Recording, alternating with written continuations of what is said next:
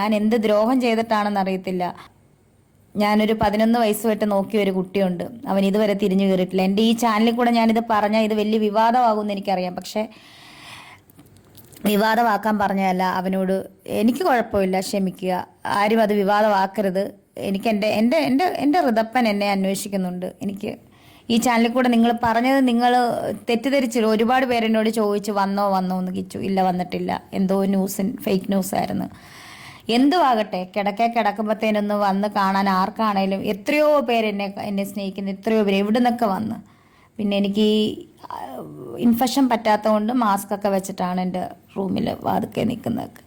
എനിക്ക് ഒത്തിരി കൈത്താങ്ങൽ, എനിക്ക് ഈ അവസരത്തിൽ ഒത്തിരി കൈത്താങ്ങൽ എൻ്റെ എൻ്റെ ചേച്ചി, എൻ്റെ ചേട്ടൻ, എൻ്റെ അമ്മ, എൻ്റെ പപ്പ. ഞാനൊന്ന് കരയുമ്പോൾ ഓടി വരും അവർ. അതുപോലെ എൻ്റെ മാനേജർ കരീഷ്മ, മാനേജർ എന്ന് ഞാൻ പറയുന്നില്ല. അതുപോലെ എൻ്റെ സഹോദരൻ, ഇപ്പം ഈ ക്യാമറ എടുക്കുന്ന എൻ്റെ ഒരു സഹോദരനാണ്.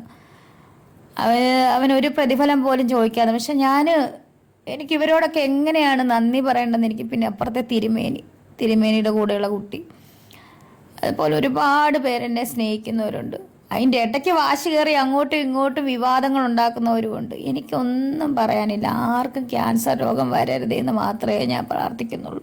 ചിറകുകളിൽ അനശ്വര തീരത്തു ഞാൻ ചെന്നു, അനവരതം ദൂതർ സ്ഥിതി ചെയ്യും നാഥനെ ആനന്ദത്തോടെ ഞാൻ കണ്ടു. ആയിരം ദൂതസൈന്യം ആമോദമോടെ പാടുന്നു. അതിൽ നടുവിൽ ഞാൻ തിരുമിണമിട്ടി ആത്മീയ ഗീതങ്ങൾ പാടി ഞാൻ. ആശകളിൽ തൻ ചിറകുകളിൽ അനശ്വര തീരത്തു ഞാൻ ചെന്നു, അനവരതം ദൂതർ സ്ഥിതി ചെയ്യും നാഥനെ ആനന്ദത്തോടെ ഞാൻ കണ്ടു. Welcome back to my YouTube channel. അപ്പോൾ ഈ ഗാനമാണ് എന്നെ ഈ ആഴ്ച മുഴുവനും, സത്യം പറഞ്ഞാൽ ഈ ഫസ്റ്റ് കീമോ സ്റ്റാർട്ട് ചെയ്തപ്പോൾ എന്നെ വഴി നടത്തിയ ഒരു സോങ് എന്ന് പറഞ്ഞാൽ ഈ സോങ് എനിക്ക് നൊസ്റ്റു തന്നെയാണ്. ഞങ്ങളുടെ പണ്ടത്തെ ഒരു ആൻറ്റി ഉണ്ട്, അങ്കിളുണ്ട്, ജോയി അങ്കിളും ബെറ്റി ആൻറ്റിയുടെ ആങ്ങള രാജു മാവിലക്കര അങ്കിളും വൈഫും പാടിയ പാട്ടാണ്. അപ്പം അവരൊക്കെ ആ തീരത്തെ അണഞ്ഞു. അവരൊക്കെ, അതായത് ആ രാജു മാവിലക്കര അങ്കിളും ആൻറ്റിയൊക്കെ ആ തീരത്ത് അണഞ്ഞു. അവരൊക്കെ മരിച്ചുപോയി. പക്ഷെ അവരുടെ ആ പാട്ട് ഇപ്പോഴും നമ്മൾക്ക് പ്രത്യാശ തരുന്നു. ഞാനിത് തുടങ്ങിയത് ഈ ഒരു ഗാനമാണ് എന്നെ ഇപ്പം ഈ കുറേ ദിവസമായിട്ട് ശക്തീകരിക്കുന്നത്. നിങ്ങൾ ഓർക്കും ഞാൻ എന്നെ ഇങ്ങനെ കിടക്കുന്നത്, എനിക്ക് നേരെ ഇരിക്കാൻ വയ്യ. ഇരുന്ന് കഴിഞ്ഞാൽ ഞാൻ ഛർദിക്കുക തന്നെയല്ല, വയറ് ലൂസ് മോഷനാണ്, തലകറക്കമാണ്, പെടലിയെല്ലാം പൊട്ടി, പെടലിയുടെ സൈഡെല്ലാം പൊട്ടി.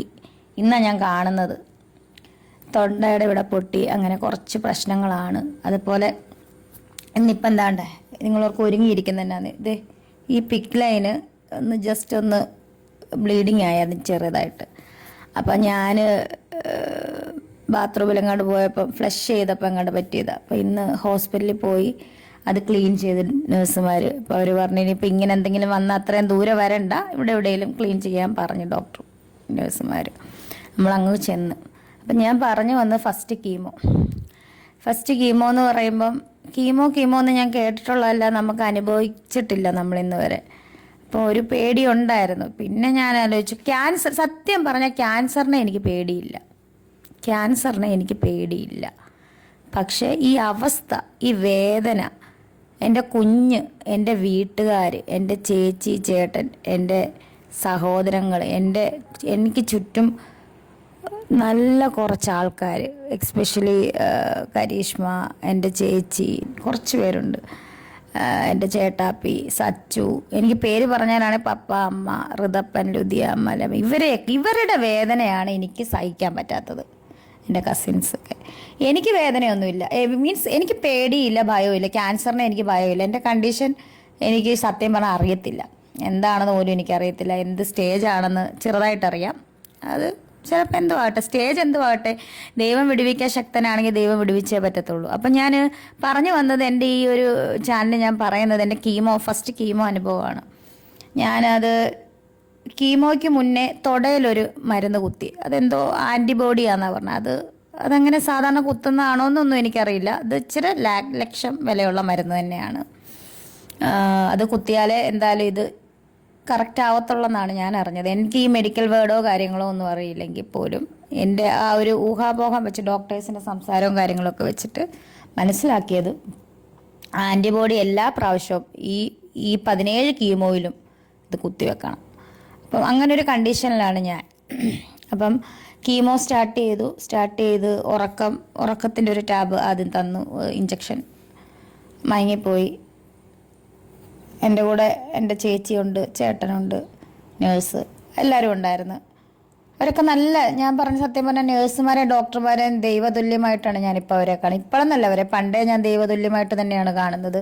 പ്രത്യേകിച്ച് എന്നെ നോക്കുന്ന എൻ്റെ നേഴ്സുമാരും എൻ്റെ ഡോക്ടേഴ്സും മെഡിക്കൽ കോളേജിലെ മാലാഖമാർ തന്നെയാണ് അവരെ ഞാൻ അടുത്തറിയുന്നു. ഇപ്പം ആ ദൈവികമായ സാന്നിധ്യം അല്ലെങ്കിൽ അവരുടെ ആ മാലാഖമാരുടെ ചിറകിൻ്റെ കീഴിലുള്ള ആ ഒരു സാമീപ്യം ഞാൻ അടുത്തറിയുന്ന കുറച്ച് നിമിഷങ്ങളായിരുന്നു, കുറച്ച് ദിവസങ്ങളാണ്. ഇനി കുറച്ച് വർഷങ്ങളായിരിക്കും അത്. എങ്കിൽ പോലും കീമോ 2-3 മരുന്ന് എനിക്കറിയില്ല, ഓർമ്മയില്ല. ഞാൻ നല്ല മയക്കത്തിലായിരുന്നു. മയക്കമെല്ലാം കഴിഞ്ഞ് കീമോ എടുത്തു കഴിഞ്ഞ് എനിക്ക് എഴുന്നേറ്റ് നിൽക്കാൻ പറ്റത്തില്ല, തളർന്ന് ഞാൻ പോവാണ്. അപ്പം ഫുഡ് നന്നായിട്ട് കഴിക്കണമെന്ന് പറഞ്ഞു, 2 മണിക്കൂർ ഇടവിട്ട് ഫുഡ് കഴിക്കണമെന്ന് പറഞ്ഞു. അപ്പം എൻ്റെ വീൽ ചെയറിൽ ഒരു ചേച്ചി, ആ ചേച്ചിയൊക്കെയാണ് വളരെ സ്നേഹത്തോടെ അവർ എന്നെ കൊണ്ടുവന്ന് കാറെ കൊണ്ട് കയറ്റി വീട്ടിൽ വന്ന് കിടന്നത് എനിക്ക് ഓർമ്മയുണ്ട്. പിന്നെ എനിക്ക് തളർച്ചയാണ്, ശരീരം ആസകലം വേദനയാണ്. എനിക്ക് നടുവേദന, തലവേദന, എനിക്കറിയില്ല എന്തൊക്കെയാണെന്ന്. പക്ഷെ ഛർദ്ദിച്ചില്ല ഞാൻ. ഓക്കാനം വരുന്നുണ്ടായിരുന്നു. പക്ഷെ ഇന്നലെ വൈകിട്ട് എനിക്കൊരു ഇഞ്ചക്ഷൻ എടുക്കാനുണ്ട്, WBCയുടെ. ആ ഇഞ്ചക്ഷൻ എടുക്കാൻ ഞാൻ ചെന്നതും എനിക്ക് ഓർമ്മയുണ്ട്, ഇഞ്ചക്ഷൻ എടുത്ത് ഓർമ്മയുണ്ട്, തലകറങ്ങി വീഴുക. ഛർദ്ദിച്ച് മുഴുവൻ എൻ്റെ ചേച്ചിയുടെയൊക്കെ ദേഹത്തോട്ടൊക്കെ ഛർദ്ദിച്ച് പാവം അവശ നിലയിലായി. എന്നിട്ട് കൈ കൂടെ എന്തുവാ ഗ്ലൂക്കോസ് കുത്തി. വീട്ടിൽ വന്നാൽ ഉറങ്ങാൻ പറ്റുന്നില്ല. എനിക്ക് സങ്കടം വരുന്നത് എൻ്റെ വീട്ടുകാരെ ഞാൻ ഉറക്കത്തില്ലെന്നുള്ളതാണ്, വേറൊന്നുമല്ല. ഞാൻ ഈ രാത്രിയിൽ എനിക്ക് ഉറക്കമില്ല, മയക്കത്തിൽ. നിങ്ങൾക്കറിയാം, ക്യാൻസർ രോഗികളായിട്ടുള്ളവർക്കറിയാം, അതുപോലെ വേദന അനുഭവിക്കുന്ന നിമിഷങ്ങളാണിത്. ഇപ്പം ഞാൻ എന്താ പറയുക അതിന്, ഇപ്പം എന്നെ ഈ കുറ്റം പറയുന്നവരോട് ഞാനൊരു കാര്യം പറയട്ടെ. ഇന്നലെ ഹോസ്പിറ്റലിൽ പോയപ്പോൾ അവിടുത്തെ അറ്റൻഡേഴ്സ് പറഞ്ഞതാ, ഞങ്ങൾ എന്ത് വന്നാലും ക്യാൻസർ രോഗികളുടെ വൈസ്റ്റാൻസേഴ്സ് അങ്ങനല്ലേ പറയുന്നത്, അവരോട് ഞങ്ങൾ മാറി നിൽക്കാൻ പറയത്തില്ല. കാരണം ഈ ഒരു ക്യാൻസർ വാർഡിൽ ഞങ്ങൾ അവരെ ഒന്നും വേറെ ജസ്റ്റെങ്കിലും ഒന്ന് മാറി നിൽക്കാൻ പറയത്തില്ല. വഴക്കല്ല, മാറി നിൽക്ക്, 2 പേര് നിൽക്കുക, ഞങ്ങൾ പറയത്തില്ല. കാരണം അതാണ് ക്യാൻസർ രോഗം.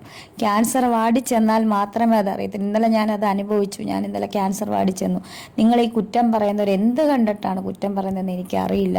ഒരു നിമിഷം മതി നമുക്ക് രോഗം വരാം. പക്ഷെ ദൈവത്തെ ഓർത്ത് ആർക്കും ഈ രോഗം വരുത്തരുതെന്ന് മാത്രമേ ഉള്ള പ്രാർത്ഥന. എൻ്റെ ശത്രുക്കൾക്ക് പോലും, പിതാവേ, എൻ്റെ ശത്രുക്കൾക്ക് പോലും ഈ രോഗം വരുത്തരുതേ എന്ന് മാത്രമേ പ്രാർത്ഥിക്കുന്നുള്ളൂ. ഞാൻ ഇവിടുന്ന് എഴുന്നേറ്റ് കഴിഞ്ഞാൽ എന്നെ ഞാനാക്കിയ ദൈവത്തെ എവിടെ ചെന്നാലും, ഷൂട്ടാണെങ്കിലും എനിക്കിനിയും കിട്ടുന്ന എന്ത് പ്രോഗ്രാം ആണെങ്കിലും ദൈവത്തെ ഒരു നിമിഷം മഹത്വപ്പെടുത്തിയിട്ട് ഞാൻ ഇവിടുന്ന് എഴുന്നേറ്റാൽ, ഈ ക്യാൻസർ രോഗം എന്നെ വിട്ട് മാറിയാൽ, ഇല്ല, എനിക്ക് ഉറപ്പുണ്ട് ഞാൻ തിരിച്ചു വരുമെന്ന് ഉറപ്പുണ്ട്. പക്ഷേ എനിക്ക് ശാരീരികമായിട്ട് വളരെ ബുദ്ധിമുട്ടാണ്. എൻ്റെ മൈൻഡ് സെറ്റ് കൊണ്ട് മാത്രമാണ് ഞാൻ ഇങ്ങനെയെങ്കിലും ചാരി ഇരിക്കുന്നത്. എനിക്ക് വയ്യ, ഒട്ടും വയ്യ, തീരെ വയ്യ.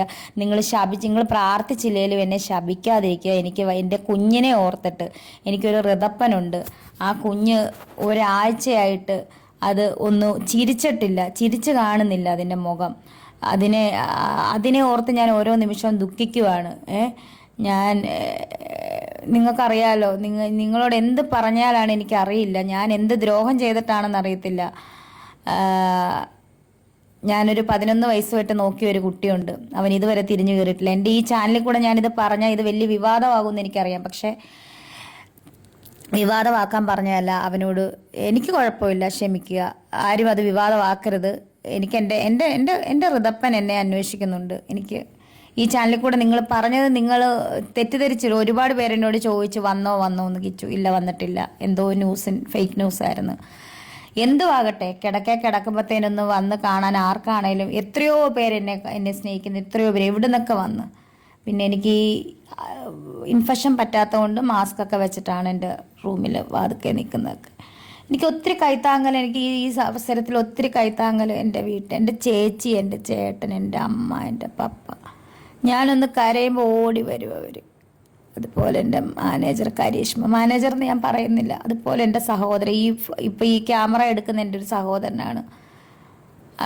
അവനൊരു പ്രതിഫലം പോലും ചോദിക്കാതെ, പക്ഷെ എനിക്ക് ഇവരോടൊക്കെ എങ്ങനെയാണ് നന്ദി പറയേണ്ടതെന്ന് എനിക്ക്. പിന്നെ അപ്പുറത്തെ തിരുമേനിയുടെ കൂടെയുള്ള കുട്ടി, അതുപോലെ ഒരുപാട് പേരെന്നെ സ്നേഹിക്കുന്നവരുണ്ട്. അതിൻ്റെ ഇടയ്ക്ക് വാശി കയറി അങ്ങോട്ടും ഇങ്ങോട്ടും വിവാദങ്ങൾ ഉണ്ടാക്കുന്നവരുമുണ്ട്. എനിക്കൊന്നും പറയാനില്ല. ആർക്കും ക്യാൻസർ രോഗം വരരുതെന്ന് മാത്രമേ ഞാൻ പ്രാർത്ഥിക്കുന്നുള്ളൂ. അപ്പം എല്ലാവരും ചാനലൊന്ന് സബ്സ്ക്രൈബ് ചെയ്യുക. ഞാൻ ഇനിയും അടുത്ത കീമോയുടെ വിശേഷമായിട്ട് കാണാം. അപ്പം അതുവരെ ബൈ. Like, share, subscribe.